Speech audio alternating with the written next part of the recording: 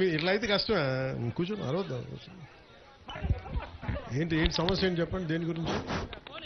Sir sir నమస్తే sir, నేను local Janasena leader sir. మీకోసం నేను నడిచి వచ్చాను సార్. నేను కాలినడకతో వచ్చాను సార్. నేను నడిచి వచ్చాను. కానీ ఒక విషయం సార్, విని చెప్పాను.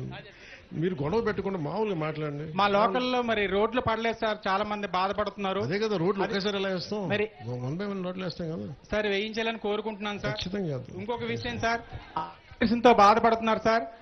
పెన్షన్ కావాలి సార్, పెన్షన్. తర్వాత ఆర్టీఆర్లో బాధపడుతున్నారు సార్. సిఆర్టీలు కొందరికి మీరు కోపంతో మైక్ అటు ఇటు ఊపేస్తాను, మాట వినిపించట్లేదు. ఓకే,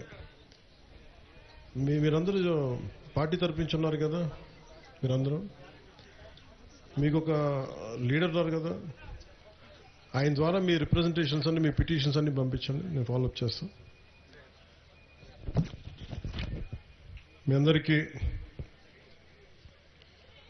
జనసేన పార్టీ పెట్టి 12 సంవత్సరాలు ముగించుకొని 13వ సంవత్సరంలోకి అడుగు పెడుతూ, అది